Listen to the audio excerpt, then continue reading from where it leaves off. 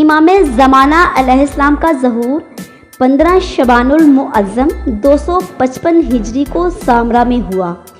آپ کے والد امام حسن عسکری علیہ السلام اور والدہ نرجس خاتون ہیں، جو کہ خوشبودار پھولوں کا نام ہے۔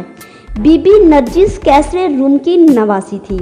امام زمانہ علیہ السلام کے سب سے پہلے زیارت کرنے والی خوش نصیب بی بی کا نام حکیمہ خاتون ہے۔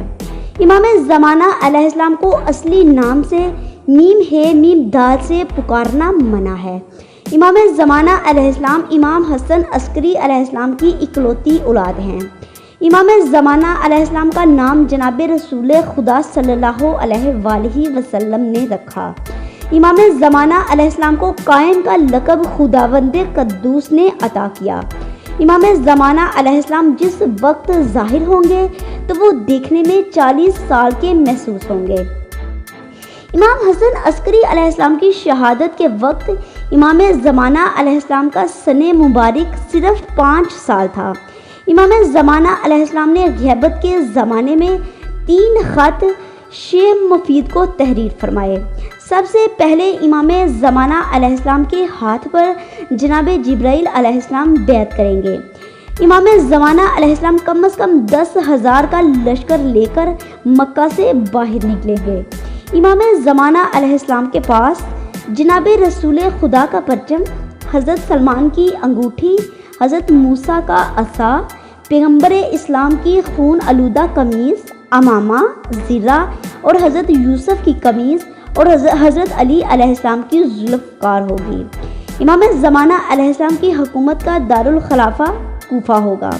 امام زمانہ علیہ السلام کی ابتدا میں نماز پڑھنے والوں میں سب سے پہلی صف کے نمازیوں میں حضرت عیسیٰ، حضرت خضر اور حضرت الیاس ہوں گے۔ امام زمانہ علیہ السلام کا سن مبارک اس وقت 1174 سال ہے۔ امام زمانہ علیہ السلام عاشوراء کے دن بروز جمعہ خروج فرمائیں گے۔ امام زمانہ علیہ السلام امام حسن علیہ السلام کے قاتلوں سے انتقام لیں گے اور ان کے خلاف قیام کریں گے، اس لیے آپ کو قائم کہا جاتا ہے۔ عیسوی کیلنڈر کے مطابق امام زمانہ علیہ السلام کا ظہور 29 جولائی کو ہوا۔ امام زمانہ علیہ السلام کے محسوس مقام مسجد جمکران، مسجد کوفہ، وادی اسلام اور حلہ ہوں گے۔ حضرت عیسیٰ، اصحاب کہف، حضرت یوشع، جناب سلمان محمدی، مالک اشتر اور مومن آل فرعون امام زمانہ علیہ السلام کے وزیر ہوں گے۔ حضرت شعیب بن صالح، امام جعفر صادق کے فرزند، حضرت اسماعیل، حضرت عقیل اور امام جعفر صادق علیہ السلام کے صحابی جناب مفضل امام زمانہ علیہ السلام کی فوج کے سالار ہوں گے۔